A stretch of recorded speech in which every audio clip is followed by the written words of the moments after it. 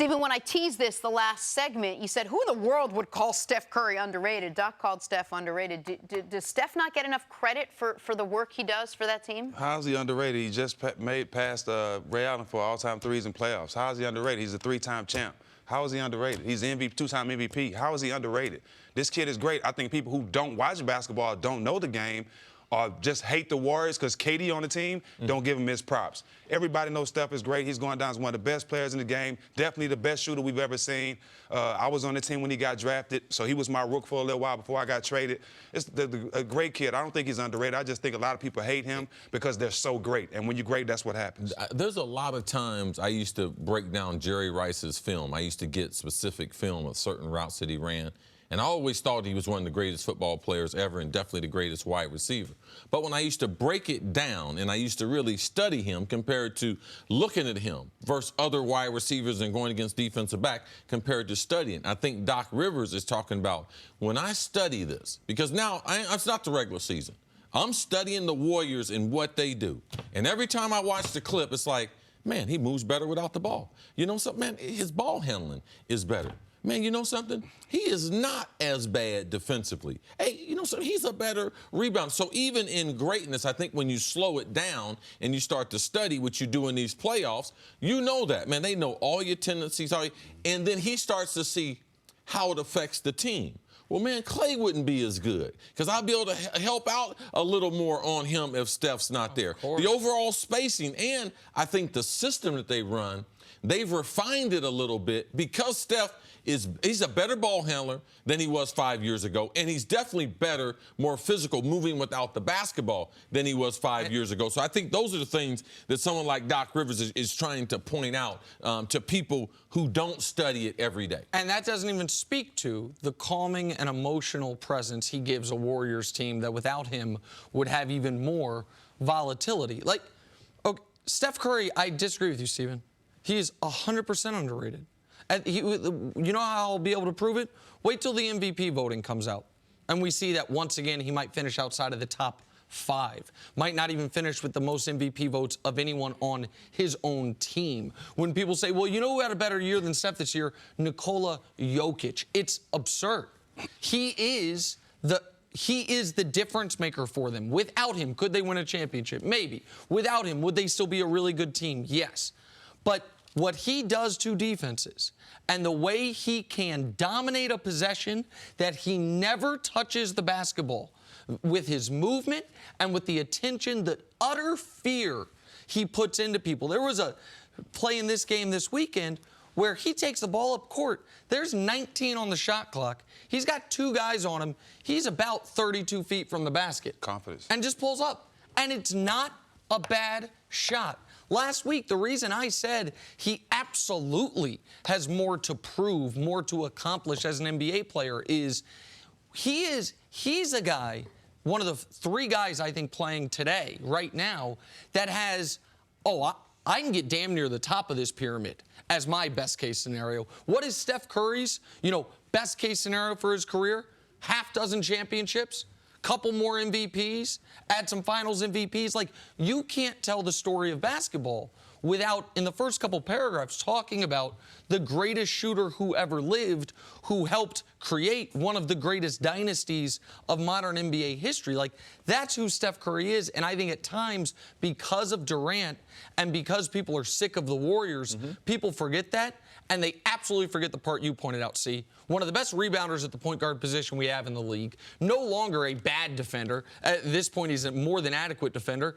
And an excellent ball handler and passer of the basketball. The reason why I say he's not underrated, because if you go in any locker room and look at all them players in there, who they think about? Steph and KD. If you look on that board, who we worried about? Steph.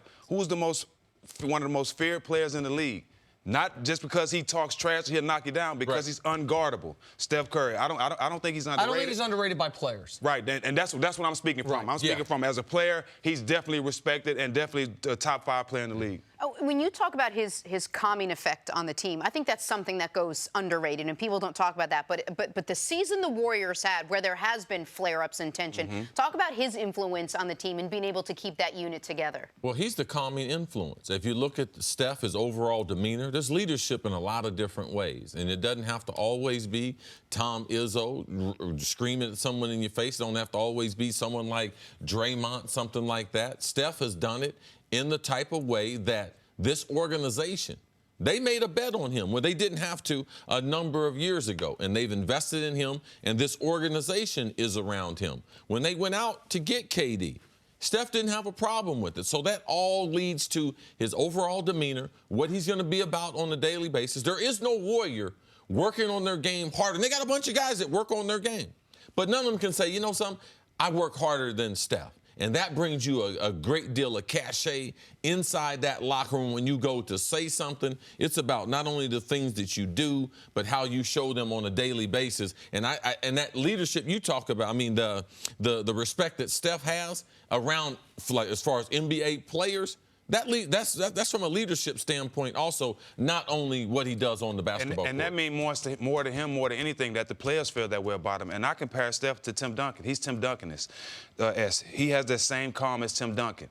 A lot of you have to have one player on the team when guys get out of control. You have a lot of Steven Jackson, you have a Draymond, you have a Boogie Cousins. You have to have a guy like Steph that's an even kill at all times. It's times where him and Draymond go up for the rebound, and Draymond is all irate, but Steph will go to him and calm him down and give him a high five. You need a guy like Steph, and the way he approaches the game and his calmness is very important to that team, because you got a lot of guys that's all over the place. What I do like is they totally reinvented themselves from last year. Even so, we'd like to be able to say that they would like to be in that position. Right. For one, they don't have home court advantage. They're not playing the same style. And the role players, they have empowered them over the last 2 months that they feel comfortable in the roles, because there are going to be quarters and or games that James Harden is not going to be able to, at the rate he was scoring at, because in the playoffs, the defense are going to be totally different, and that's what we saw in game number 1. So I'm very confident in the style for which they play. They do have a different style now. And I liked that Harden was distributing the ball more, was very, very patient, because the defenses, man, are going to be tricked up. And, I mean, for Harden, he can't be that aggressive on the offensive end all the time if they're going to commit to playing that hard on him beyond the three-point line. Their defensive scheme yesterday was terrible. Send him right and just let him throw lobs to Capella all night. That's horrible. That's a horrible game plan. You have to some kind of way either play him straight up and just play defense on everybody. You can't give James is too smart to give him either way. Now, with James, the way he's playing, the way he's been playing all year, every team in the league should be worried, not just the Warriors. Every team should be worried. Well, this is the problem. If you play him straight up with Ricky Rubio, he's going to go for 45.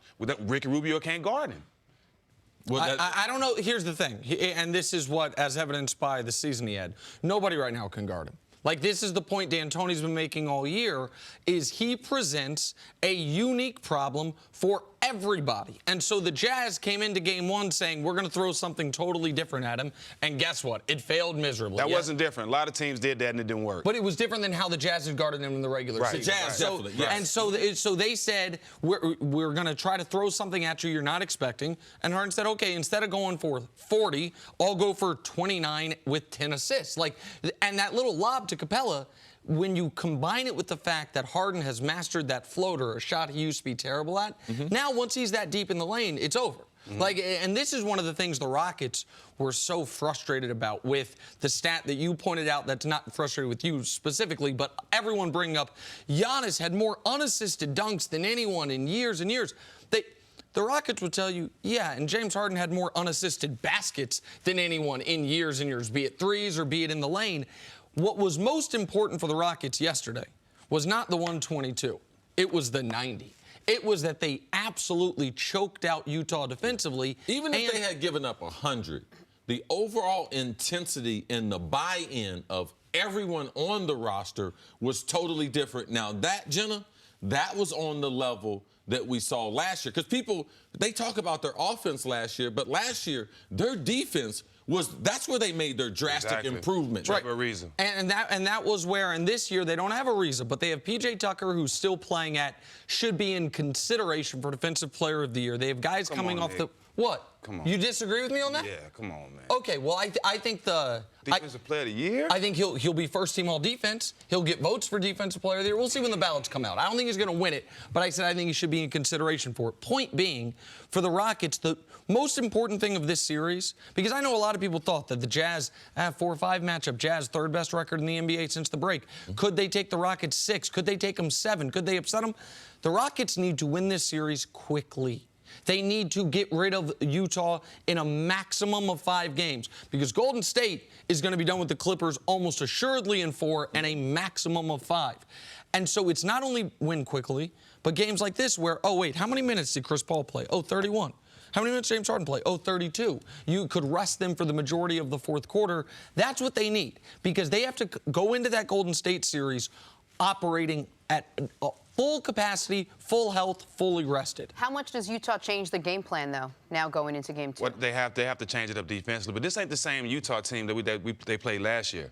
Their Utah team last year was way better. You know, they had way more. They was better offensively.